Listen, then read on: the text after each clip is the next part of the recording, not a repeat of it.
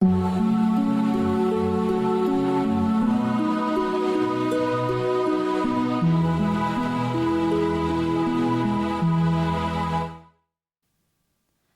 आश्रम से कुछ लोग चंदा मांगने जॉन मूरे के पास गए।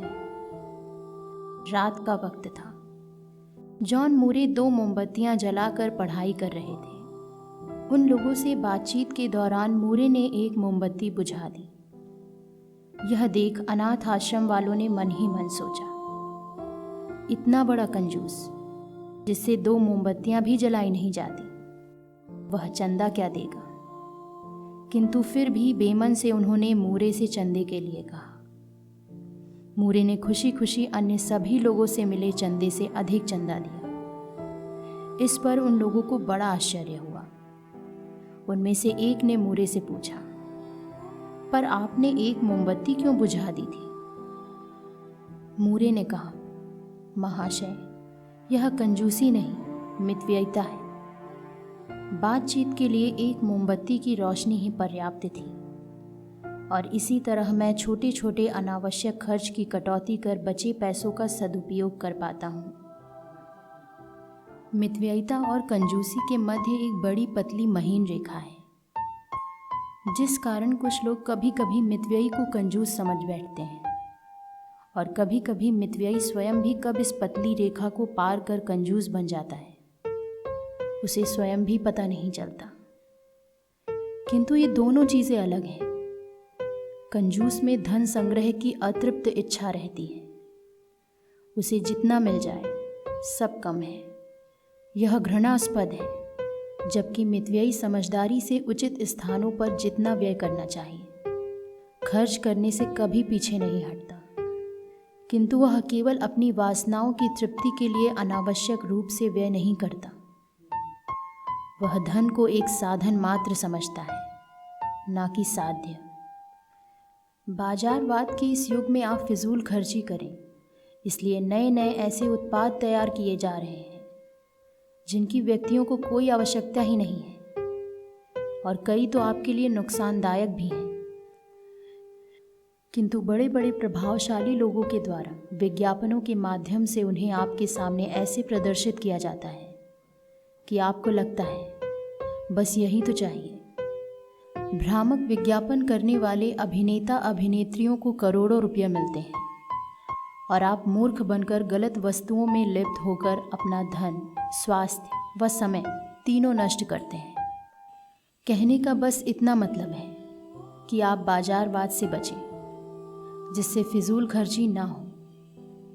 अगर आपके पास धन ज़्यादा है तो किसी की मदद करें, क्योंकि बहुत से लोग जिंदगी भर केवल धन जोड़ जोड़ कर मर जाते हैं, और उनकी अयोग्य संतानें अपने ऐशो आराम में उस धन को उड़ा देते हैं। इस तरह वह धन किसी के काम नहीं आता। अगर आप ज़्यादा अमीर हैं तो बेशक आपके पास भुगतान करने की ज़्यादा क्षमता है, किंतु इसका मतलब ये कतई नहीं है कि आप चीज़ों का नाजायज़ तरीके से उपयोग करें। एक कंजूस व लोभी व्यक्ति को ईंधन के लिए लकड़ी चाहिए, तो वह वृक्षों को तब तक काटता चला जाएगा जब तक वन नष्ट ना हो जाए। किंतु एक मितव्ययी प्रकृति में वृक्षों के महत्व के विषय में सोचता है, प्रकृति के संतुलन के विषय में सोचता है। वह चीज़ों का उपयोग बुद्धिमानी से करता है, जिससे वे वस्तुएं दूसरों के उपयोग के लिए भी बची रहें। यह सच है कि रुपए से जीवन में थोड़ा बहुत सुख मिलता है, और कभी कभी कुछ ज़्यादा भी मिलता है, पर रुपए से ही सब कुछ मिलता है ऐसा नहीं है। जो व्यक्ति दिन रात रुपया जोड़ जोड़ कर रखने में लगे रहते हैं, वे कभी आंतरिक शांति को प्राप्त नहीं होते।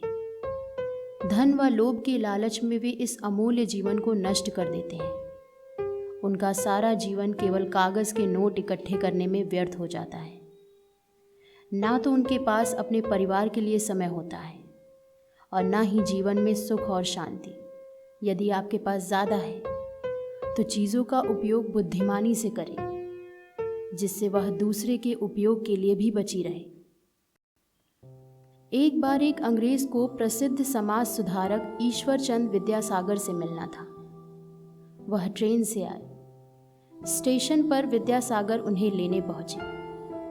विद्यासागर इतने साधारण कपड़े पहने हुए थे कि उस अंग्रेज ने समझा कि सामान ढोने वाला कोई कूली है और उनसे बोला, ईश्वरचंद विद्यासागर के मकान पर हमारा सामान ले चलो।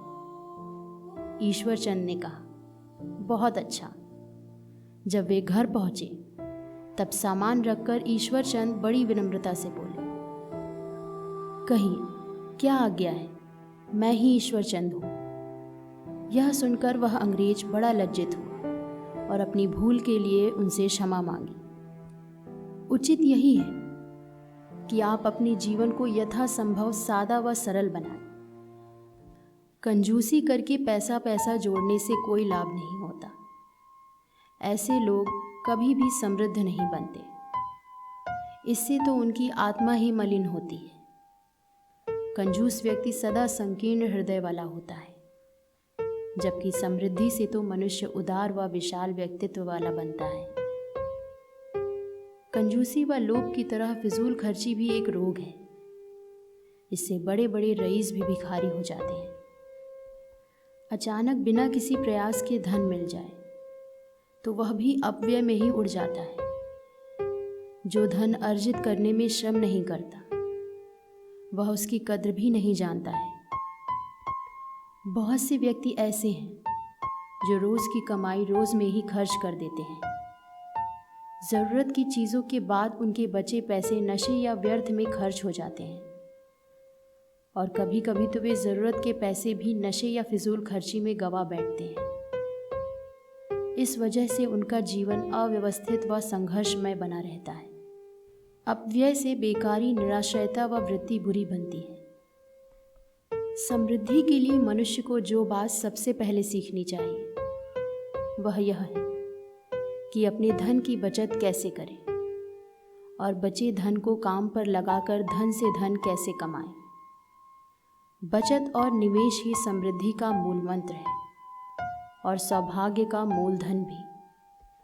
मशहूर वैज्ञानिक बेंजामिन फ्रैंकलिन का कहना था कि यदि आप अपनी आय से कम खर्च करते हैं तो समझ लीजिए आपको पारसमणि मिल गई है। ईमानदारी और परिश्रम से काम करो और अपनी आय से एक आना कम कर दो। तब तुम्हारी जेब मोटी होने लगेगी। तब तुम्हें ज़रूरत कष्टकर ना लगेगी। भूख का डंक तुम्हें सहन ना करना होगा और ठंड में भी तुम्हें सिकुड़ने की ज़रूरत ना होगी। इस तरह जो लोग धन बचाने व उसे निवेश करने की रीति को अपनाते हैं वे एक दिन अवश्य समृद्ध बन जाते हैं। उचित वस्तुओं को उचित मात्रा में खरीदने का सिद्धांत जो अपनाता है वो अपने घर का उचित प्रबंध कर पाता है। धनी वह बनता है जो व्यय करने में सावधानी रखता है। किंतु यदि कल के लिए संग्रह करने वाला आज भूखा मरता है तो वह मूर्ख है। मितव्ययी लोभी नहीं होता, वह तो धन को शस्त्र के समान उपयोग में लाता है। बुद्धिमान वह है जो धन को समुचित ढंग से अर्जित करे, व्यय करे और उसे बचाना और निवेश करना जानता हो। आत्मसम्मान चाहने वाला कोई भी व्यक्ति कभी यह नहीं चाहेगा कि वह दरिद्र और मूर्ख बना रहे। वह कभी नहीं चाहेगा कि वह लाचार बना रहे। वह सदैव सम्मानपूर्ण स्थितियों में ही रहना चाहेगा। इसके लिए वह अथक परिश्रम व प्रयास करेगा। वह ऐसी स्थितियों को प्राप्त करने का लगातार प्रयास करेगा जहाँ उसे पूर्ण स्वतंत्रता का अनुभव हो व उसके कार्य किसी दूसरे के लिए भी कष्टकारी ना हो।